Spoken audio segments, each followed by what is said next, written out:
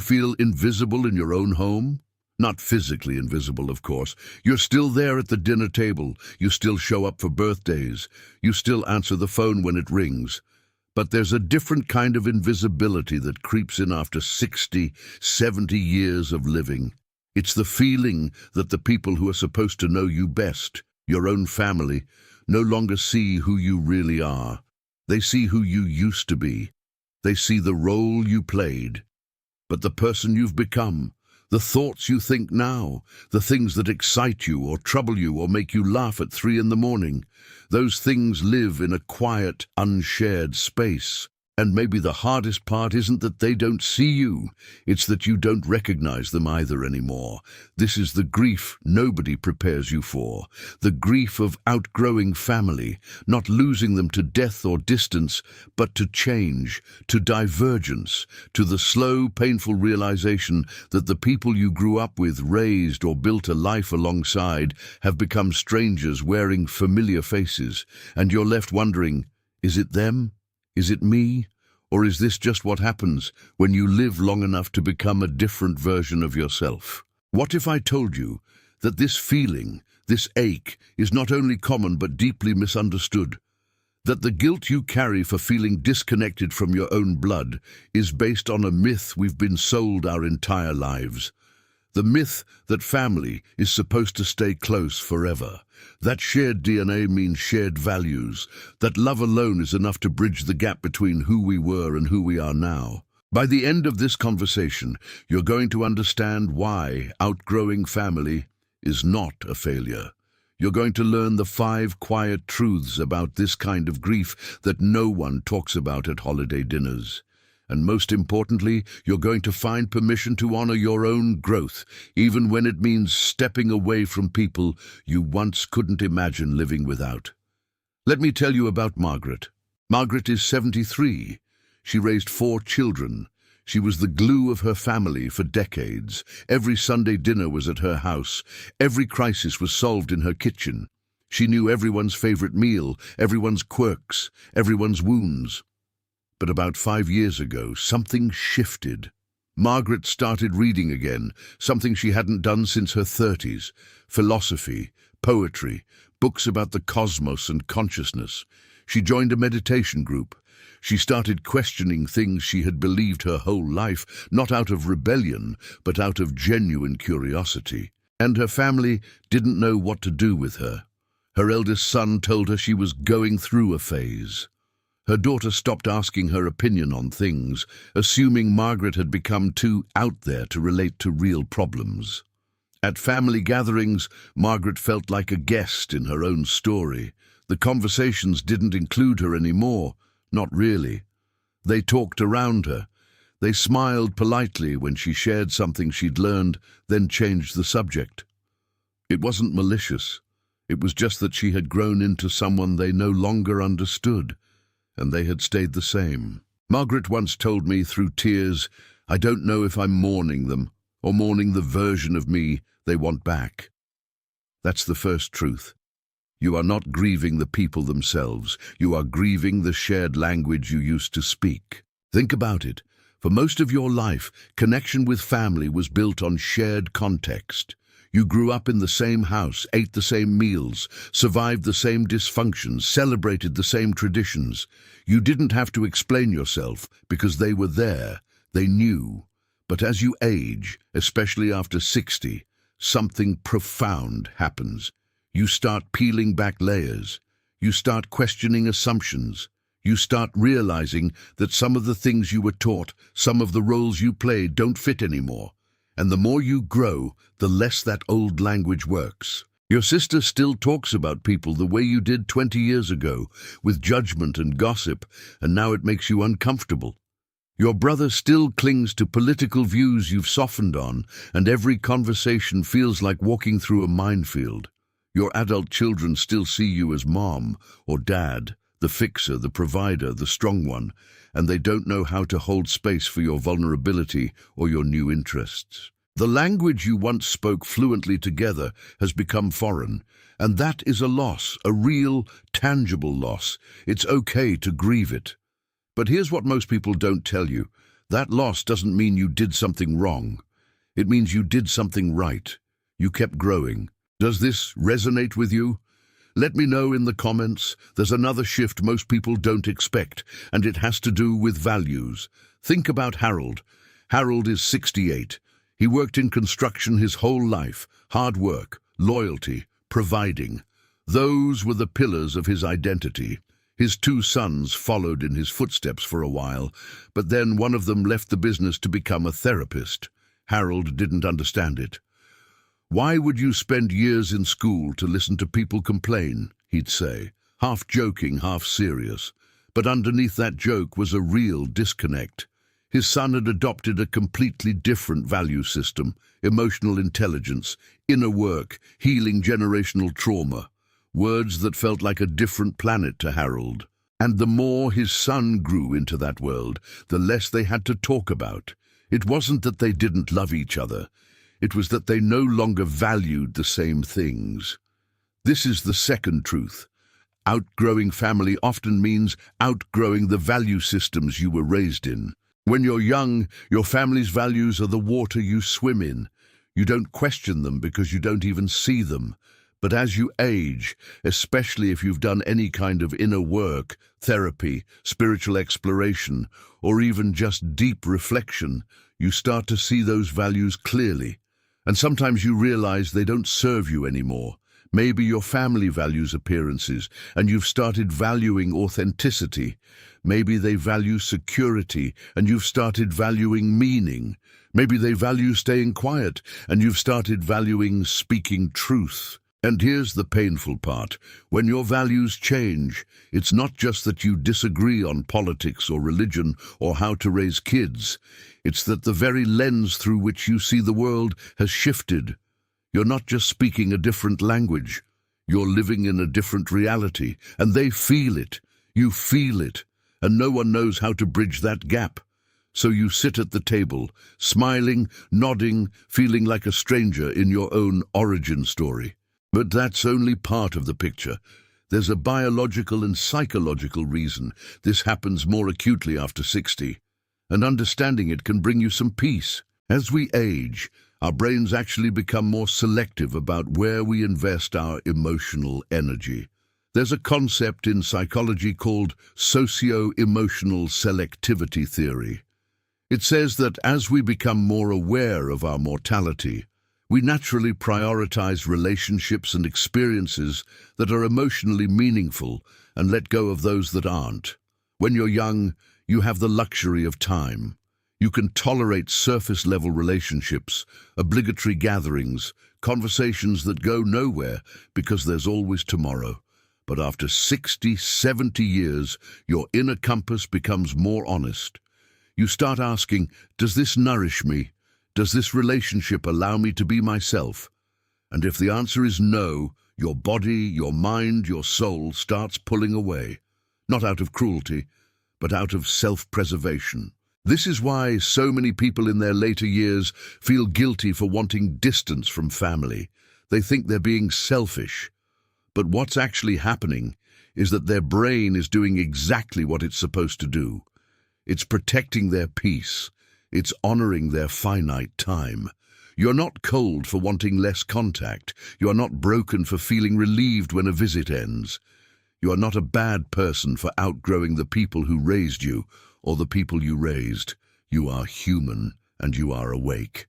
Then comes a quieter change, one that doesn't get talked about enough. Let me introduce you to Diane. Diane is 71. She was always the peacemaker in her family, the one who smoothed things over, the one who made excuses for her father's temper, her mother's coldness, her siblings' selfishness. For decades, she played that role without question. But a few years ago, after her husband passed, Diane started therapy. And in those sessions, she began to see patterns she had never named before. The emotional labor she carried, the way her needs were always secondary, the way she had spent a lifetime managing everyone else's feelings while her own went unspoken. And once she saw it, she couldn't unsee it. Diane started setting boundaries, small ones at first, not answering every phone call immediately, not hosting every holiday, saying no without a 5-paragraph explanation, and her family reacted as if she had betrayed them. "You've changed," they said, and they didn't mean it as a compliment. What they meant was, "You've stopped playing the role we need you to play, and now we don't know what to do with you." This is the third truth. Outgrowing family often means outgrowing the roles that kept the system intact.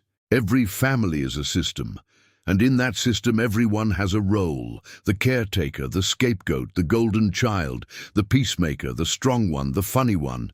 These roles are assigned early, often without words, and they serve a function. They keep the family balanced, even if that balance is dysfunctional.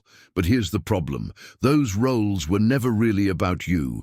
They were about what the family needed you to be. And when you start to grow, when you start to become more fully yourself, those roles stop fitting. You stop wanting to carry everyone's pain.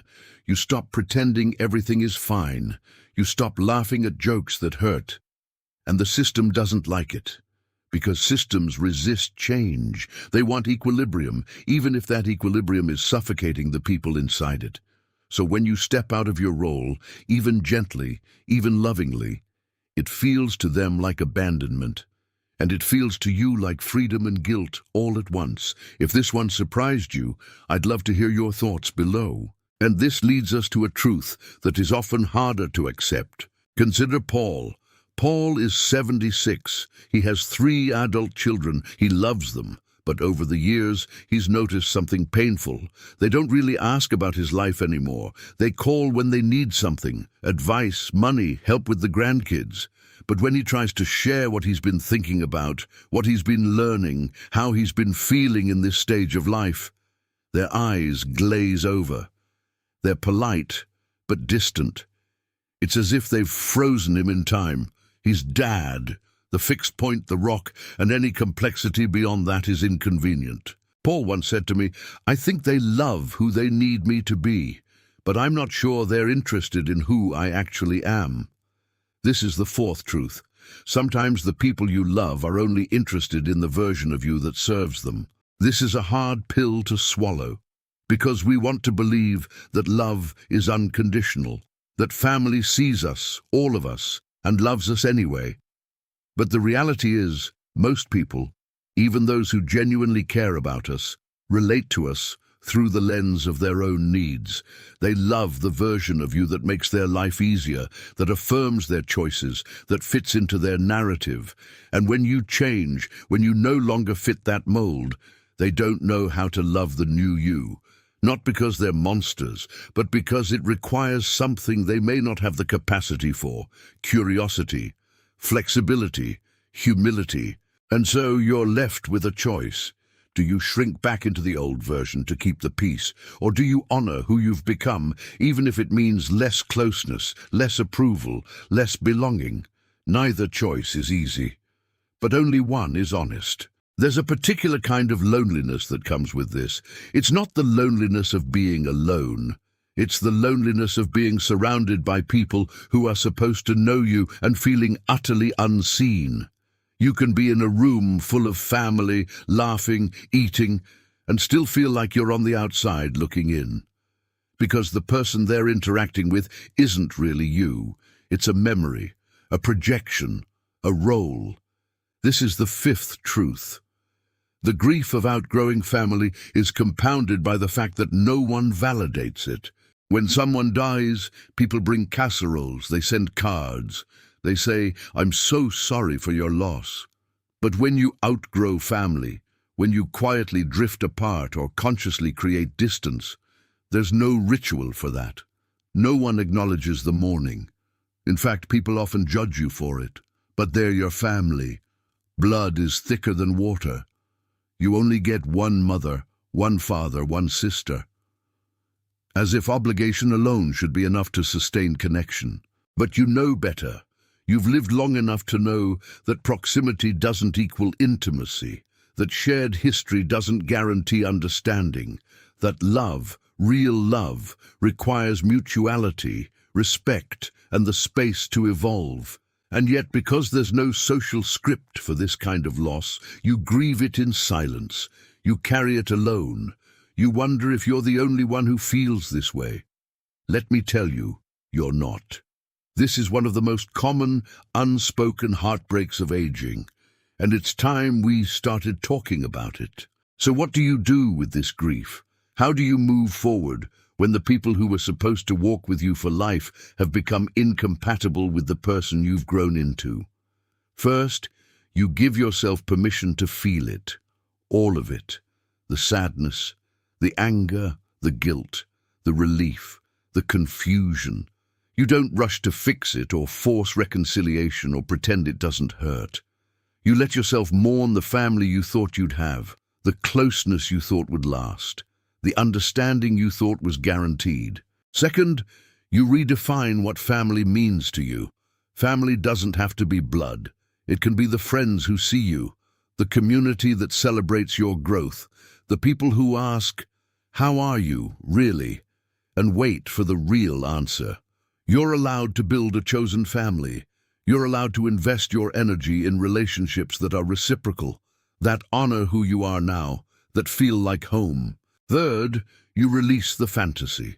The fantasy that if you just explain yourself better, if you just try harder, if you just wait long enough, they'll finally get it.